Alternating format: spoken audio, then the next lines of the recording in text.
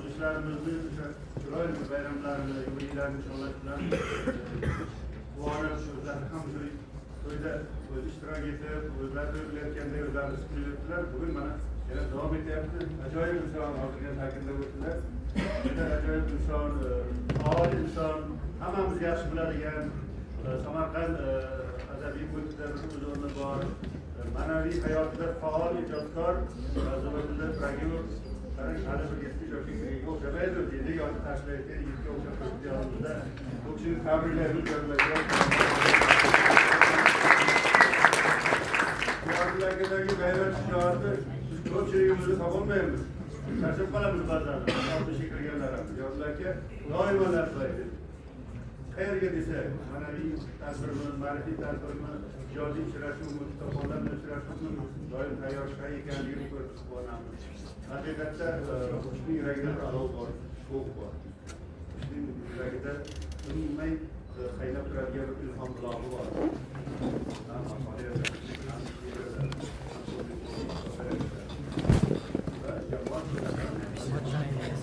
Albatta yaqindagina guvohi bo'ldik va bu ishlar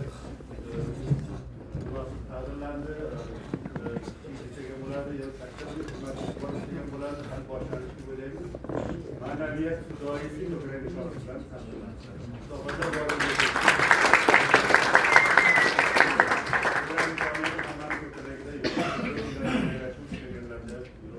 Demakki, bu e'tirof Zubaydullaga ishlatganiga o'zining fidoyiligini shu sohaga mehr-muhabbat bildiradi. Mendagi bu kunda Qur'on fanlar akademiyasi viloyat bo'limini rahbari o'rinbosari faoliyat ko'rsatyapti. Qur'on akademiyasi tashkil etilgan yozuvchilar, jurnalistlar mas'ul rahbarlar ko'plab yana tashkil ishlar bilan shug'ullanadiki, hammasini e'tibor qilmoqda. Qanday ko'ryapti bu narsaga saylovlardan Farodaga. Shunday ajoyib bir inson. Shuning uchun hozir o'zimizning akademiya rahbari Farodaga beraman. Mana Farodaga bu kishi haqida bir so'zlaringizni, ajoyib fikrlaringizni aytib, niyatlaringizni bildirsangiz, doimo yoningizda turadigan, doimo hamnafas inson. Menga bu 70 yoshga kirgan emas, 17 desak ham bo'ladi. Emas. Marhamat, Farodaga sizga so'z navbatini beramiz. Assalomu alaykum, hurmatli mehmonlar. Bugun Faroda akademiya Samarqand bo'limida katta bayram. Nihoyatda xursandmanki, mana shu 4 yil oldin ularga qo'shilib eng muhim, eng to'g'ri yo'nalishni rahbarlik qilib olyapti. Nafaqat yozuvchilar, lekin bu kishini harakati Samarqanddan tashqari region yurib, ana bayoncha bo'lganlar degan ularni ham birga qo'shib katta ilmiy uslubiy ishlarni Samarqand mintaqaviy bo'limida olyapti. Men yana bitta narsani aytmoqchiman. Buni aytmasdan bo'lmaydi. Mana hammaga ma'lum bo'lgan yagona O'zbekistonda 5 tilda 28 ta davlatga tarqatilayotgan Buyuk Turon jurnalini boshida ana Zubaydullaga o'rnatilgan. Biz ancha harakat qildik, lekin mana 2 yil oldin ana nuqtani qo'yib Toshkentga borib buni rasmiylashtirib, hozir mana shu jurnalni olib. Bunga ham sizlarning juda katta. Shuning uchun men Chimqaldan Qur'on fanlar akademiya nomidan tabriklayman. Mana bugun rosa 15 yil oldin bir guruh rahbarlar Qur'on fanlar akademiyani rahbariyati mana bu yerga yetib kelishdilar.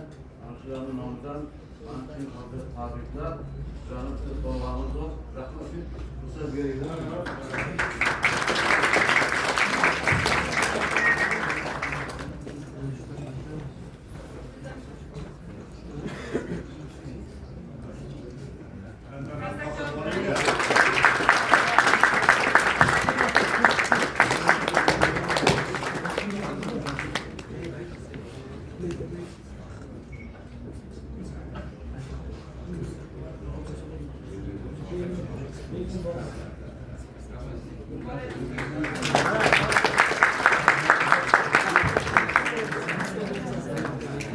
shunday bo'lmoqda.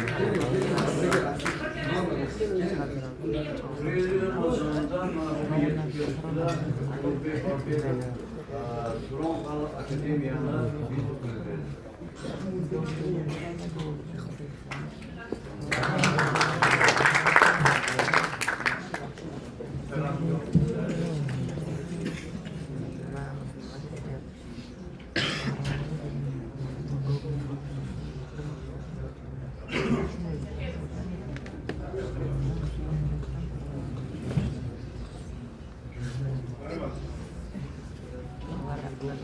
Aradagi rahmat sizga viloyatimizda Turon Fanlar akademiyasining faoliyatini hamma yaxshi biladi, a'zolarimiz ko'pligini ham. Ayniqsa hozirgina aytib o'tdingiz, juda xayrli ish bu. Buyuk Turon jurnalining tashkil etilishi xalqlar o'rtasidagi do'stlikni ko'prik sifatida mustahkamlaydigan jurnal bo'ldi. Bunda ilm tanishliklari, ijodkorlarimizning asarlari, taniqli insonlar,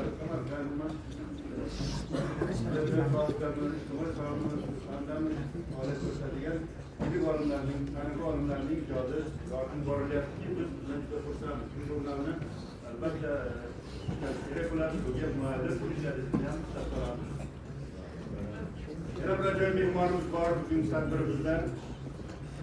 Alijon aka Zohiriy, Turon Fanlar akademiyasi vitse-prezidenti, Xalqaro Turon yozuvchilar uyushmasi raisi, marhamat sizga navbatni beramiz. Assalomu alaykum, hurmatli meni otangizim, elayim bo'lgan Samarqandda hammalarimiz mana shu kelayotgan juda ulug' bayramimiz bilan ustozlar va murabbiylar bilan tabriklayman. Dunyoda ikkita asosiy ilm bor. Bu bittasi pedagogika ilmi, mahorat, ustozlik ilmi, ikkinchisi tabobat ilmi ekanligini ilohiy kitoblarimizda ko'rsatib, boshqa ilmlarda ilm hisoblash va boshqalarga tadqiqot mana shu ikkalasini haqiqiy ilm deb hisoblashgan o'tgan zamonda asrni olimlari, zolilari, olimlari. Shuning uchun men sizlarni mana shu bayram bilan ustozlar bayramini tabriklayman va yana bittasi hammamiz uchun hurmatli bo'lgan, muhtaram bo'lgan va biz bilan juda ko'p yillik qadrdon bo'lgan mana shu Zubaydulla akamizni tabriklagan mana shu uyushmalarga bosib kelyapmiz. Muhtaram ustozimiz, akademiyamizning prezidenti, Yevropa tabiiy fanlar akademiyasining akademigi, Tojikiston fanlar akademiyasining faxriy akademigi, Nurli Xo'jand akademiyasining akademigi, ustozimiz Haydarbek aka Bobobekov bugun tashrif buyurganlar o'rinlariga mana bizlar birinchi vitse-prezident Ulug'bek Bobobekov bilan birgalikda mana biz tashrif buyurdik. Ustozni nomidan o'sha akademiyadan tabriknoma keldik va e'tiborlarimiz bilan shu tabriknomani ustozni nomidan o'qib beraman. Buni ustozimizni nomidan qabul qilgaysiz.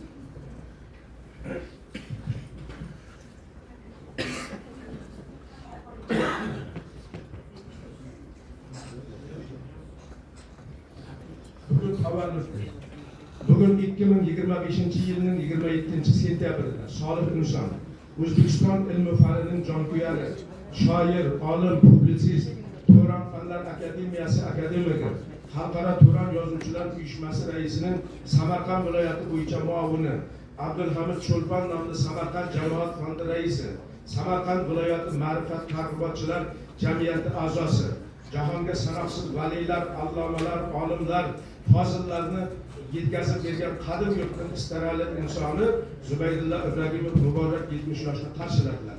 Barakatli umrlari mobaynida bir qator ilmiy ommabop, badiiy, publitsistik, tarixiy kitoblar, mingdan ortiq ilmiy maqolalar va ilmiy ommabop maqolalar chop etganlar. Uning ilmiy va ijodiy faoliyatlari xususida to'xtamay bir necha soatlab gapirishimiz, o'nlab sahifa bitiklar bitishimiz mumkin. Allah valisi Shayx Fariddin Attorning bitiklaridan quyidagilar mavjud. Ey darvish, agar yo'lingda biror bir qalbinga, fikriga mos odamni topolsang, etagidan o'pgin. Zero undaylarni boshqa topa olmaysan degan. Qahramonimiz bilan aynan ana shunday maslakdosh, fikrdosh, yelkadosh bo'ladi. Turon Fanlar akademiyasi tasarrufida bir qator tadbirlarni birgalikda tashkil etdik. Bular uchun Haq taologa hazor shukronalar aytamiz.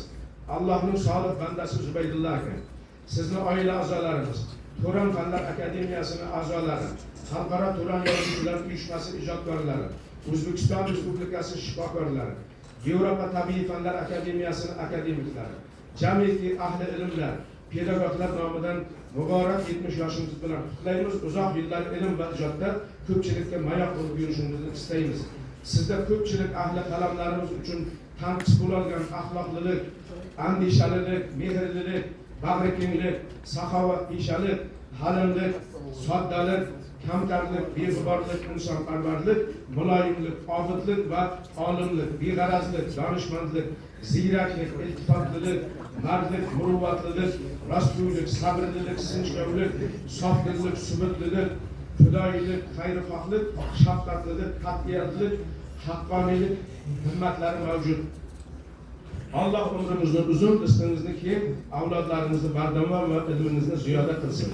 Ehtirom bilan Turan Fanlar Akademiyasining prezidenti, Leibniz nomida Yevropa tabiiy fanlar akademiyasi, Markaziy Osiyo xalqlar fani, madaniyati va san'ati akademiyasining akademigi, Tojikiston Fanlar Akademiyasi faxriy akademigi, tarix fanlari doktori professor Haydarbek Nazirbekovich Bobobekov va